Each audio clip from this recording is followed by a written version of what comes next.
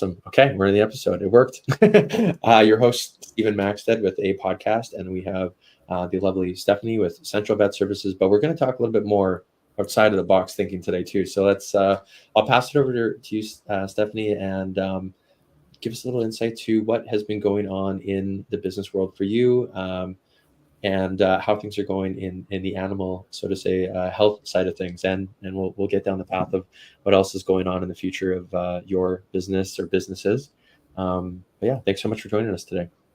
Yeah, thank you for having me. So I guess I am one of the 3 co-owners at Central Vet Services. We bought the practice in 2012. And I guess just to give you a little bit of a progression through that business, we had our small children very shortly after purchasing. I was a new vet. I hadn't even been out of vet school for a year yet. So we kind of did everything all at once, which is a whole learning curve on its own, right? It was, looking back, it was intense, but we made it through, and I guess we wouldn't wanted now to have done it any other way. But within a year, we had the business, we had our first child. And then very shortly after that, we realized that the building space was too small. And we needed to learn how to run a business. So for anyone that comes from a healthcare background, and maybe there's some other,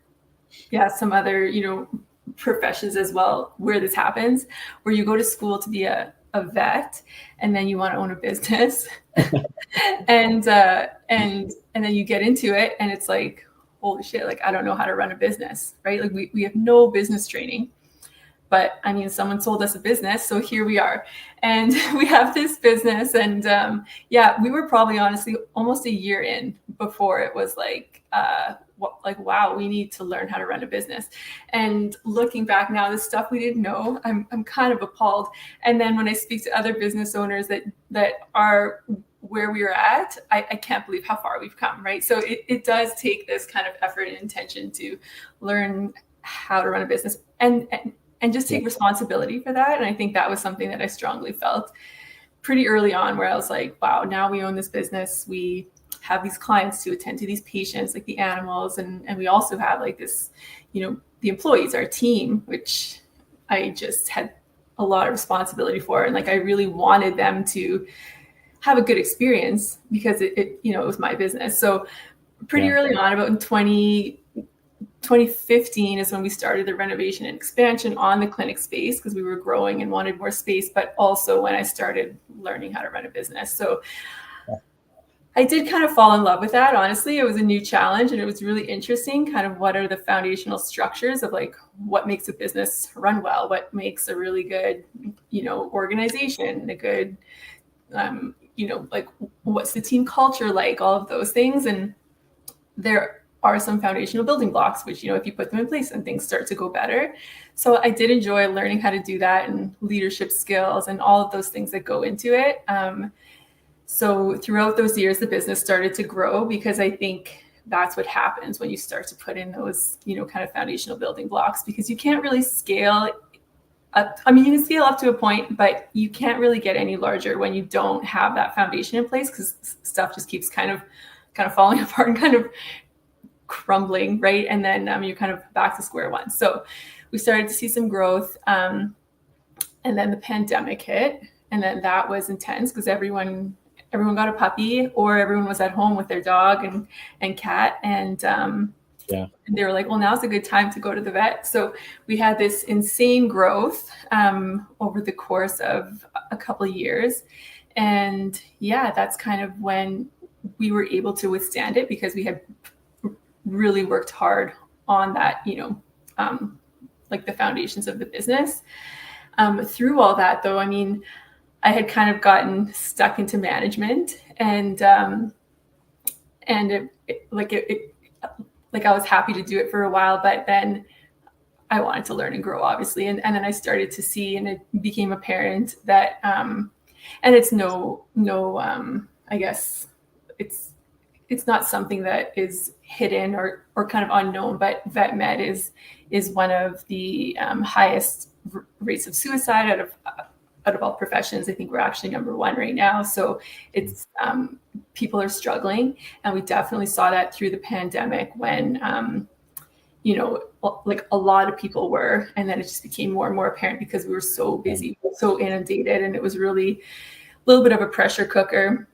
So Absolutely. those years also struggling then with my own burnout and my own, because, with all the young kids and the growth, and we hadn't really taken a break.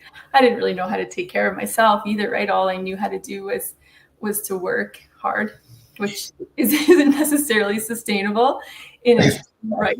I mean, it's a great skill to have, but it's not sustainable if you don't start to pull in some of the other pieces of really taking care of yourself. So through like watching, my friends or my the people I worked with and myself through all of these struggles with feeling so mentally exhausted and feeling so burnt out, and still feeling like I had a responsibility with the team to create a really great workplace so that hopefully, that wasn't contributing to their struggles and that type of thing. I really did become very interested in what can we do to support the individual employee and the teams. And because I had done so much work with the organization as far as, well, what can we do as, kind of an organization to really create, like a psychologically safe workplace, a place where people can come and not, get worse with their mental health and that type of thing. I realized that there's still this like missing piece, because we would still have people coming in to work with us that were kind of broken, right? And it's like, you can only go so far as a business as well. And I don't know if you've experienced this too, where it's, that was part of my burnout is I had this huge empathy of like, well, like I need to help these people. I need to fix them. I need to, like make sure that we're part of the healing process when they come into work, because they're here so much. But I realized just in the last couple of years or so, that isn't really a responsibility of the business owner. I mean, definitely you need to facilitate and support, but as far as, helping people heal beyond that, you still have a business to run. You can't spend, all of your time with, like basically trying to coach people through being able to show up at work on time or through those difficult conversations or whatever it is. So then now I'm kind of leaning towards, instead of management in the clinic and continuing on with those things. So we've just recently put in place a general manager, which is really exciting for me because she's awesome and she's really into it and super engaged. And it's exactly what the clinic and the business needs and the team needs, because I was getting a little bit disengaged with the role, which also took me a while to come to terms with, right? Because it is still so important to me. But I kind of have to swallow my ego a little bit as far as, this isn't my place anymore. Like this is something I need to move on from and let someone else do this. But now with a little bit more freedom again, I'm really wanting to lean into that. How can I support people kind of outside the workplace, and also the teams and the organizations to facilitate well-being in the workplace? And a lot of that is me diving into like the neuroscience behind that, which is kind of my new passion. So that's kind of the progression. But I am like really proud of what we've done at Central Vet, and I just think it's just something I'm just really happy with the team. The team's incredible, and I hope kind of anyone that's visited has had that good experience, and I hope they felt it, because I'm so proud of the team, and I just think it's been such a rewarding experience, really. So yeah, that's my long-winded version of that. No, that is the best update on how things have been going, how they're going, and kind of where they're heading. What I heard you update us on there, which is wonderful.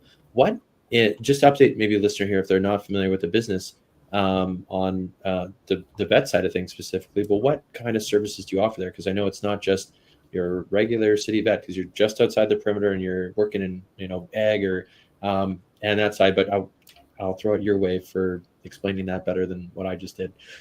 Yeah, no, for sure. We're what we call like a mixed animal vet clinic.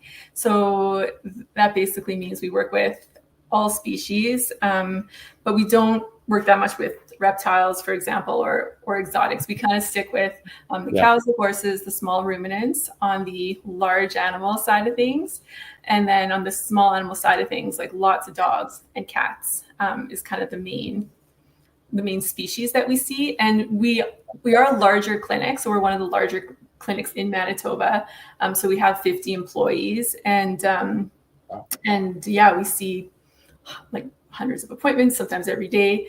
And that's kind of where we have strived to be really full service. But one thing we're not is an emergency clinic. So we're not an emergency clinic, but we do facilitate that triage service, and we try to make sure our clients feel like they're taken care of when they might need us most in the middle of the night, that type of thing. So we do have a vet on call, or we have this triage service that we work with. But as far as being full service, yeah, like everything from advanced diagnostic procedures, advanced, kind of orthopedic procedures. We do lots of dental care, internal medicine.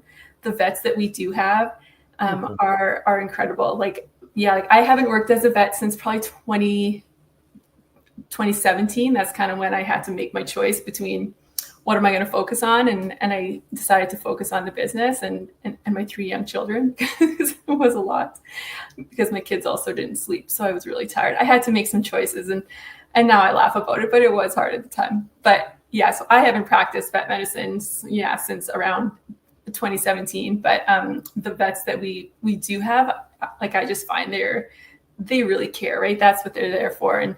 And they want to be efficient. They recognize that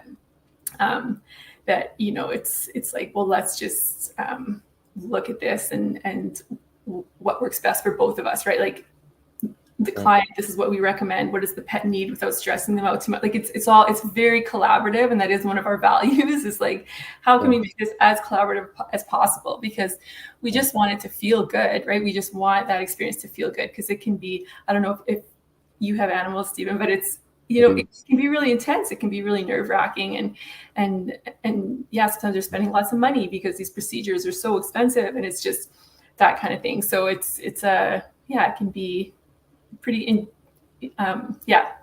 delicate. So we just want to make sure that we do a good job with that, and that is something that, like, we intentionally work with our team to, that's how we want them to show up, and then we also recruit and hire people that are in alignment with that. So that's kind of, does that kind of answer your question?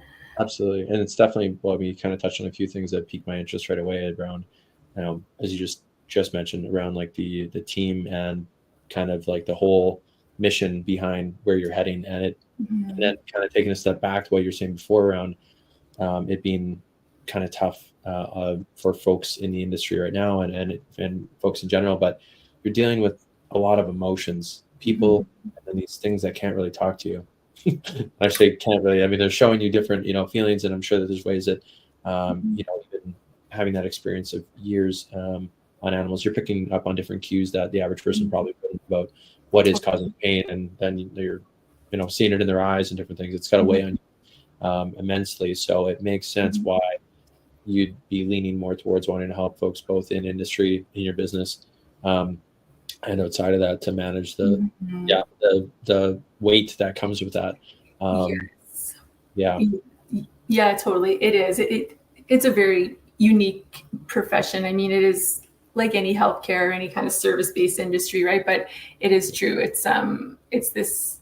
Most people get into vet med because they love the animals, right? And they have this huge compassion and love for animals, and that is one of the hardest things.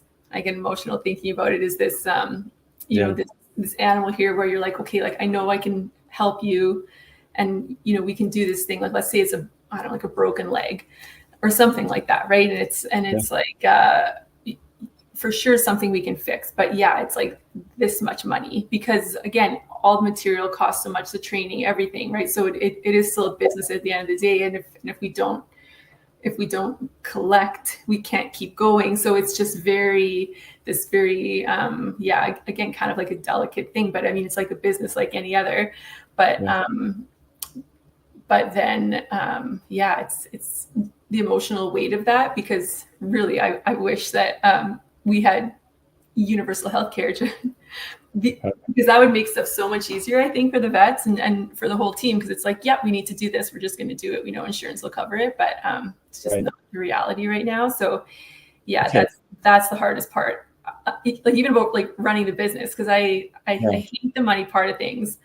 I hate setting prices and everything. So that was one of the biggest things I had to learn was just how do I actually make this sustainable? Yeah. Well, yeah, it was bleeding heart. Like I would have been like, sure, we'll do everything for free, and then we went to better business, and then there'd be no central vet. So that's one of the hardest things. Well, two things I'm curious to ask about is one on the insurance side of pet and medicine. Do you see a lot of folks getting coverage for pets nowadays? Because I know some friends of mine have got it for their dogs in the past.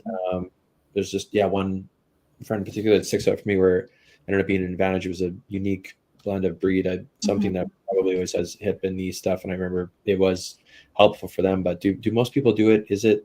What's your take on it? Yeah, so most people don't still, but it's slowly increasing. And actually in the UK, I think it's up to I'm not sure what the numbers exactly, but for example, like 1/3 of the pet owners in the UK will have pet insurance, whereas here it's like I think still less than 10% or around 10%, for example.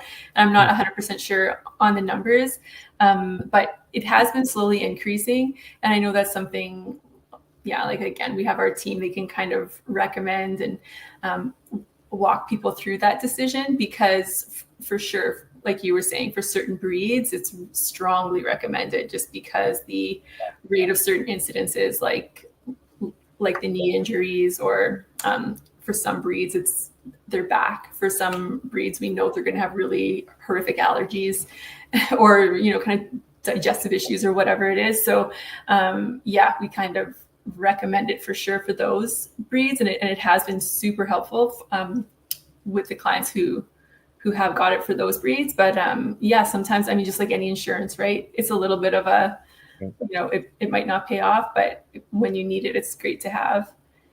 Yeah.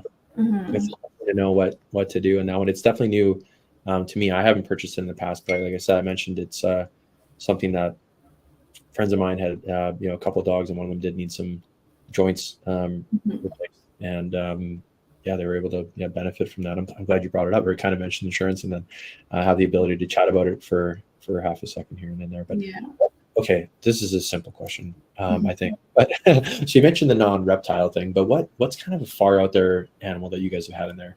As far as like oh yeah, we've seen everything. So I don't know, like a few years ago, there was like a baby black bear.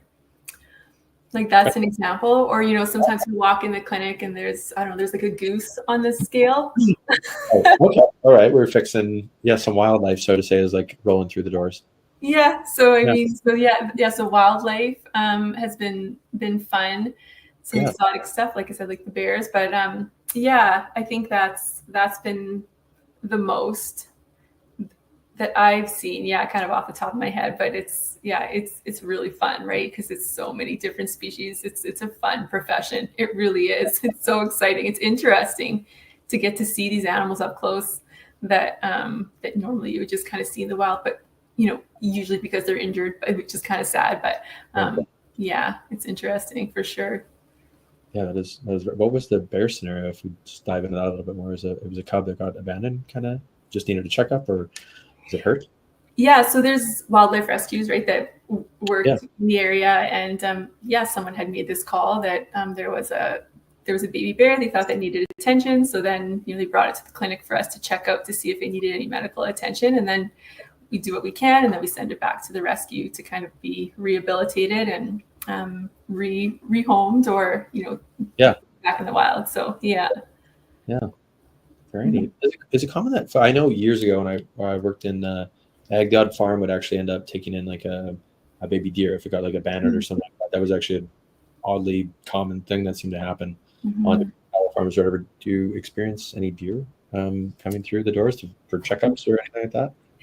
Yeah, and I mean there's kind of like, again, there's the vets that work more with the wildlife as well. So it just depends, honestly. Like like if it's after hours, if it's in like more in the middle of the night or that type of thing, then that might go to another clinic. But yeah, there's definitely this network of the clinics within Manitoba that help with those kinds of cases. And yeah, it's like really everything from from huge owls or birds or whatever that's been to kind of deer, little baby rabbits.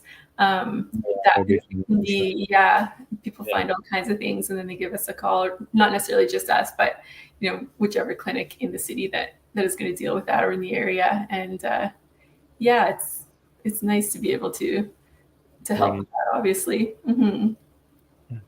Now, what I guess looking into the future and wanting to dive a little more about where this kind of new evolution journey is going to take you. Who are you hoping to help in kind of uncovering a little bit more of help? I don't even know how to explain it from what you were saying before, but in kind of like working in that flow state, I think was some of the wording that you used before we hopped on the episode. But are you hoping to help out other vets specifically, or are you going to look outside of the industry of as a whole? And we'll kind of see what happens. I mean, definitely my network and my heart is with the vets, and because it's something I've experienced, and that's a lot of the people I know.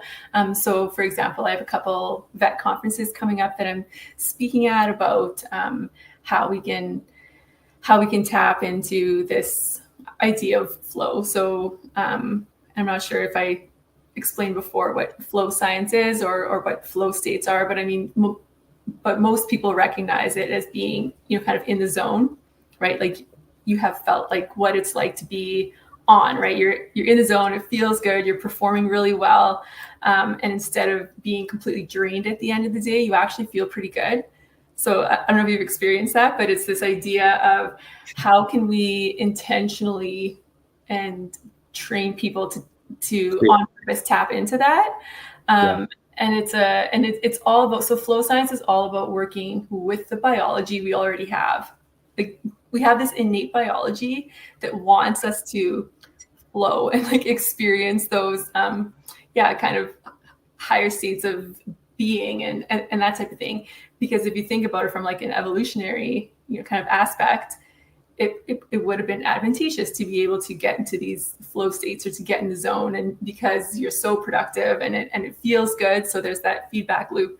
So that's kind of what's been fascinating me lately is like how can we bring that in? Because I think in the last few years, and this again, I don't think it's just in vet med, but there's been this this kind of red flag. We're all burnt out. Let's all make sure we do less and kind of hide and maybe pull back and kind of just rest and recover. And that's definitely necessary. But there's a lot of healing that can go on in flow states because of what happens in your brain. You get this like flush out of stress hormones. You get this huge increase in like the feel good hormones. And then part of like the flow science and being in a flow state is this need to really prioritize what we call active recovery. So most of the time people are not actively recovering.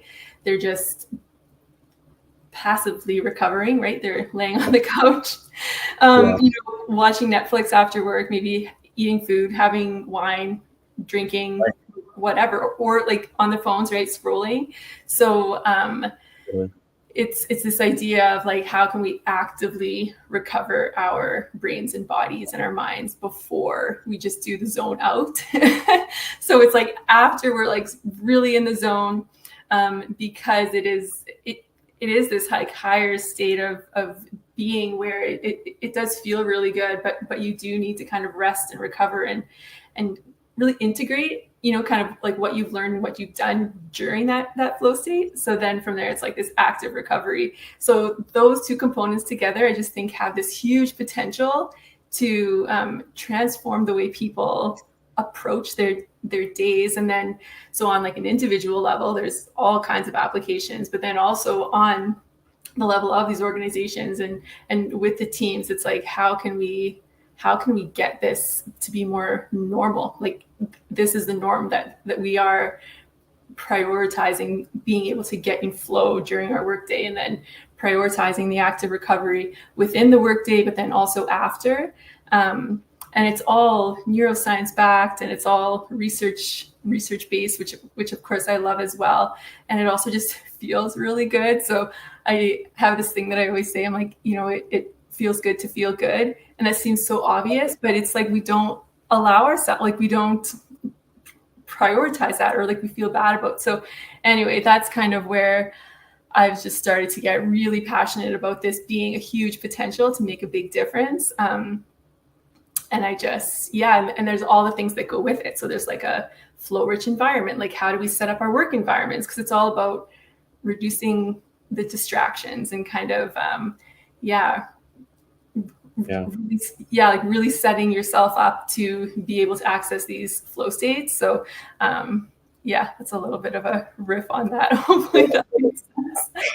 How important do you think? I mean, we mentioned it a little bit before around like the foundation of the business, and I think we're going to unpack a little bit more on that right now. But how important are processes in backing up this flow state? Because it can't just kind of, in my kind of take on an interpretation too, is like the experience of like, okay, great, flow state, yes, but also like, what are we taking off the plate, or how are we streamlining, maybe follow-up text or call? I mean, the scale of your business, probably there's a lot of automation and processes at a time. And I think probably part of the flow state is like looking ahead and having that plan for you. So then you're taking things off the plate, not just saying flow and then continuing doing what you're doing and then saying it again. And then, the lack of plan behind that is maybe part of what you're discussing with folks as well. Oh, totally. And this is kind of where I feel like it's just been this very natural progression for me. So when I got into the business, it was so crunchy and so much friction. And I was like, oh my gosh, how can we make this run more smoothly? How do we reduce friction? Because it doesn't feel good, right? When there's the friction and it's like, oh, well, that didn't go how I wanted it to. Or even small things like, where are the bandage scissors? Why are they over there? I need them over here. Like even little things like that, right? It just makes you so frustrated, and it makes it hard to focus on what you're actually doing. And it's like really dysregulating. So when I'm talking about kind of active recovery and getting to flow states, you need to prioritize nervous system regulation. And when there's all that distraction or all that extra noise, it's just the mental fatigue that happens, and like the constant, oh, I'm not sure what I'm supposed to be doing, or like where I'm supposed to be, or like when you talk about having a process, even just like, well, who did that and how did they do it and where did they leave it off? Like, where do I start? And just all the extra work that goes into figuring out just like one small thing that you have to do that can completely be removed if you have that training in place, because you have set procedures. And it's all this super boring stuff that people sometimes don't think about, but it's so foundational to even just reducing burnout with your team, increasing engagement. And like, that's the culture piece too. I know people always laugh. It's like, let's have a pizza party for our culture, but it's all the boring stuff, like having training in place. And then when it comes to training, it's like, and this is something we missed for a few years, was like, what's your mission? And like, what are your values? Like, what are you aligning everything to? It's really hard to make a decision when you don't have that kind of North Star of like, okay, like we improve lives. So that's our mission at Central Vet. Like we improve lives of our clients, our patients, the communities, and our team, right? So it's like those four parties, that's our mission. So whenever we do something, it's like, will this improve someone's life or not, right? And I mean, sometimes you have to be like, well, this isn't the best for maybe, the team or whatever it is, because, we have to see this extra patient, but this will improve the patient's life and the client's life. So let's do it. So sometimes you're kind of looking at what's the ethical decision there, but there's so much of that, but those are the main two. It's like, what's your mission? What are your values? What are you here to do? And then train your team on that. And then make sure that the leadership is in place, because leaders get in their way all the time. And that's not real leadership, right? They, like, I don't know, like I already spoke about ego and that type of thing, but you have to give your team like the autonomy. So once you've trained them, because you have the processes in place that align with your mission, then you give them the autonomy. And if we're talking about flow states, you need to feel like you have autonomy to be able to get into a flow state. for example, right? So that's kind of like a very small piece of it, but that's huge because it's just, because if you feel like you're micromanaged, then you just don't care, and you're kind of stressed, and then you just it can't happen. So yeah, that's, I don't know, that's all part of it for sure. No, yeah, definitely adds up on my end, and from life experiences, and hopefully actually people have had kind of okay or negative experiences to reference in terms of making it better for the next time, or recognizing they're in a good environment when they are, or how they could improve it if they're not. And so are you going to be like working with these companies to kind of like go kind of in them, or like look from above, so to say, and then help other companies like work out some of that stuff ultimately? Yeah. Is that the way to look at it? Yeah, I think that's kind of like my main goal for next year. So once we kind of get the transition with like the new general manager in place, and I have more free time to look at this. Yeah, free time. I never really think about it as work. I don't know. I just think of it as life because I like my work so much. But that's kind of where, that's kind of what I want to do is basically do like a finding flow for Central first. And basically what that looks like is going through everything from, is the foundation there? What are the training systems like? Are we hiring, recruiting based on our mission and values? Like all of that stuff. And then the other huge component, I'm not sure if you've heard about lean management at all. So yes, this is kind of my progression. I was like, I need the organization structure. And then once I did that, I was like, let's put in lean management principles, basically. So lean management is basically how can we do everything with as little waste as possible with as much value as possible. So you're kind of looking at all your processes to be like, where's the waste? We don't need it because it causes friction, right? Reduces the flow. So you remove the waste, and then you look at, well, how can I make sure each step that I'm doing truly brings value to this, like, kind of outcome that we want to get to. So, you can imagine wasted steps is one thing, right? When you're kind of like, where are the bandage scissors? I always use that. That's a huge example in vet med. Everyone's always looking for the bandage scissors. But anyway, so that's one of the things, right? It's like, oh, I had to walk all the way to the end of the clinic and all the way back. So that's wasted time, wasted energy because I'm frustrated. And right, so that's an example where you're like, okay, well, let's move the bandage scissors to where we need them and make sure people put them back. So it's like that's a simple thing. So that's lean management. And then from there, it's like the flow science aspect of it. It's like, okay, now how can we look at our innate biology as human beings about, everything from, our nervous system, neuroception, like how can we work together well? So lots of people don't even know that we have these neuroceptive, kind of places in our brain. So we have this sense of safety, like, is this environment safe or not? And I think maybe for women, I'm not sure, like, I think men feel it too, right? Like, I mean, we all have the ability, but it's definitely this walking into a space and being like, how safe is it here? And it's completely subconscious most of the time. But that's where it's like, how can you, again, prioritize psychological safety for sure. I know that's something we do at our clinic for the last few years. I'm like, we need to prioritize making this a psychologically safe place. And that's something too that takes maintenance and reminding the team, this is what we do, this is what we don't do here, this is what we do here. Because if you want people to be in a regulated nervous system state and have the ability to get into flow, which feels good, and they're also performing really well, then you need a psychologically safe environment. So that's kind of an example of the kind of stuff I want to do with this. Yeah, kind of finding flow for teams, right? So it's almost like a whole audit of your business with this like flow science lens of let's really work with our biology to just be our best, right? Be our best selves, which means we're performing well and we're feeling well, like we're feeling awesome. So awesome. Kind of the idea. So stay tuned, I guess, for next year. I mean, this is the plan, but yeah.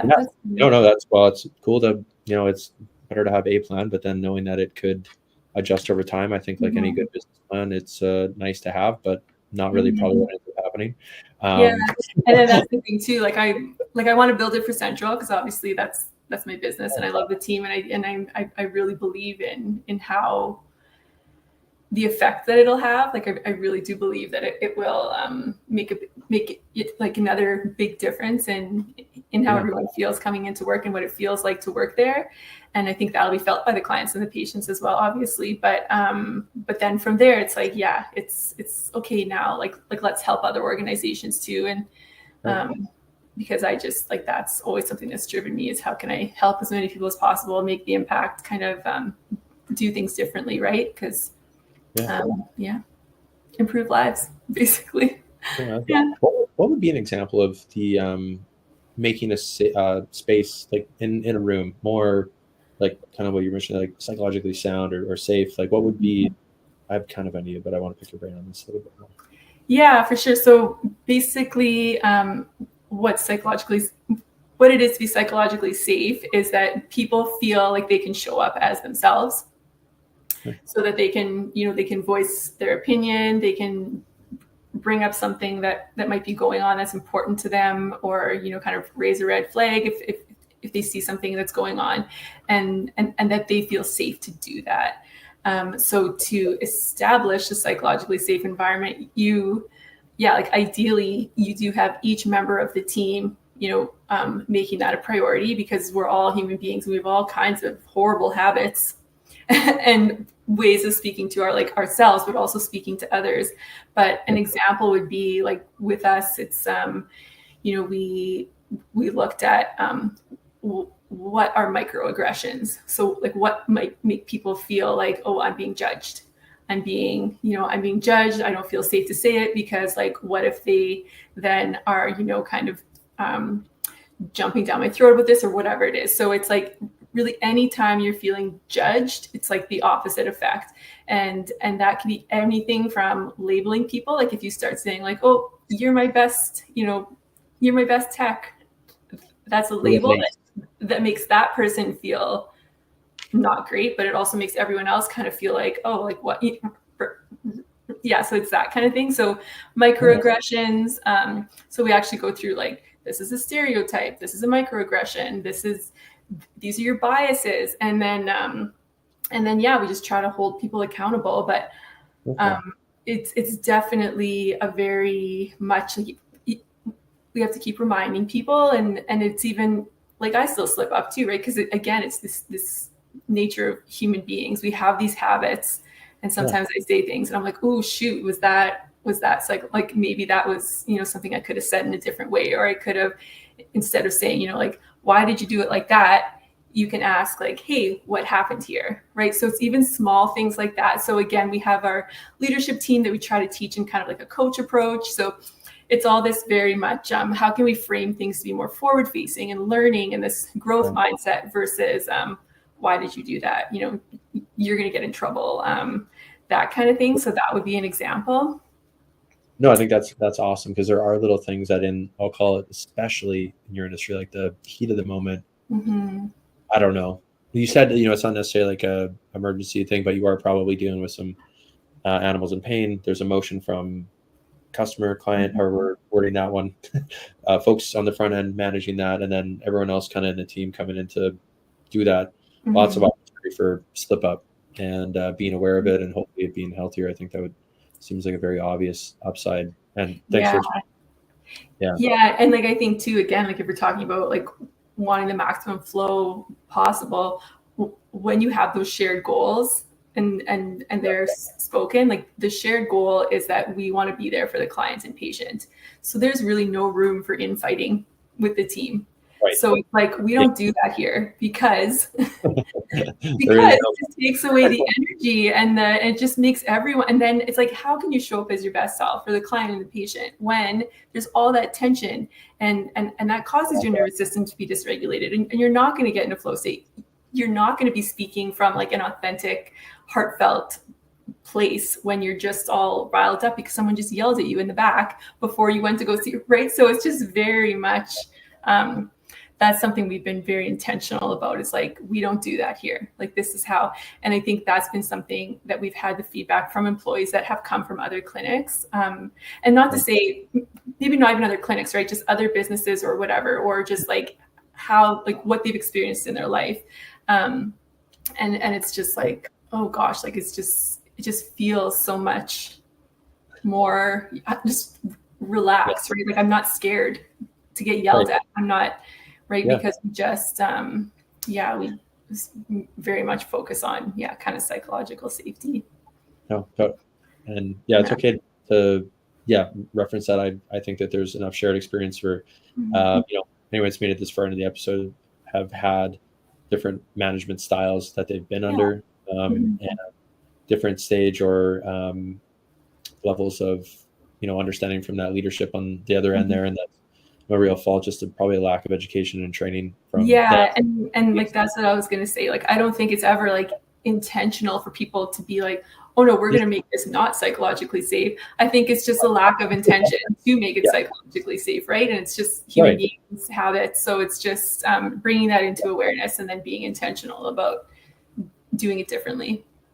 Yeah, and as much as it is like hopefully more of the team, the majority leaning that way ultimately, because folks are going to have bad days. There's a lot of stresses. I think about this actually a lot, even within my team, because there's different things that are going on, health stuff that we're taking odd days off for things, which is kind of like, I do try to go more with the flow now, and just because it's hopefully planned well ahead on the process side where it's not an issue, or there's the ability for someone to slide in and cover for that in that case. And I'm sure that's very relatable to some of the stuff that you probably go through with folks to have backup plans and things in place, so it's not just like panic mode the day of when something derails. It's like, hey, we have a plan for this. We have a plan, and we right from the start we were really intentional about, like, if there was an employee that made a call to the best of their ability, even if it was the wrong call, we were just so grateful. We're like, hey, that's awesome, like you made a decision in the moment, you did what you thought was best, like thank you.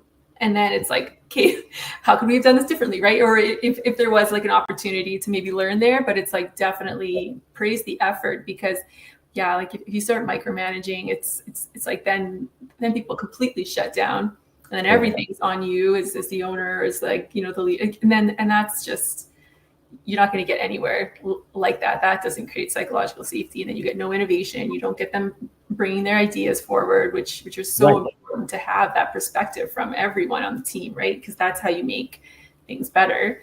So it's there's so much there.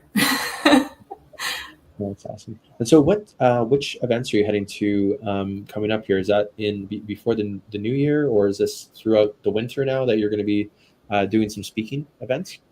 So in a couple of weeks, I'm going to Ontario to speak at the International Communication Conference for Vet Med.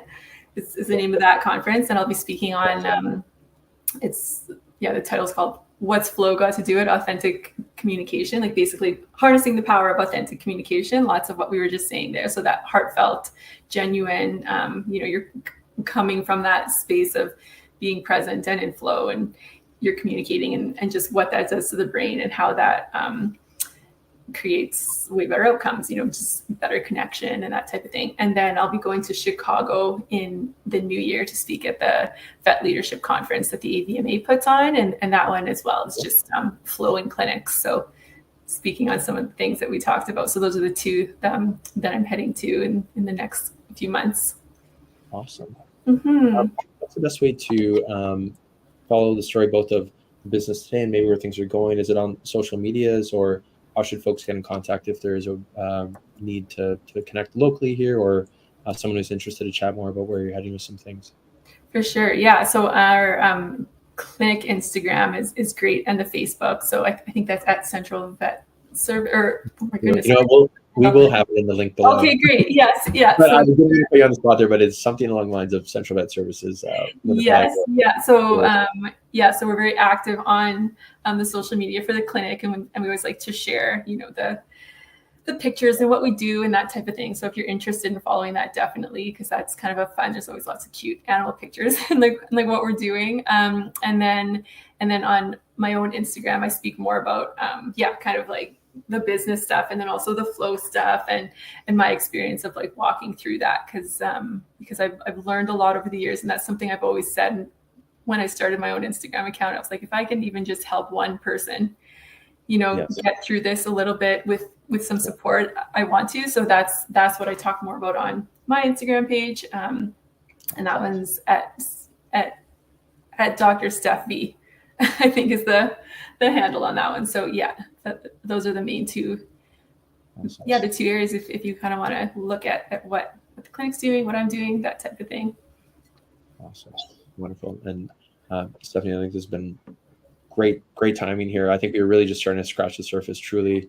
I feel like we could go on for a while here, but I just want to say thank you so much for making time to be on the episode. And I feel like in the future, we're going to have a follow-up, a 2.0, because you're just really starting on this other side of the journey, I'll say, is how I'm seeing it here. So thank you again for making time to be on. It's been great chatting more about how things are going at the vet clinic itself and where you're taking things in terms of helping others. So yes, thank you so much. Yeah, thanks for having me. It's been great.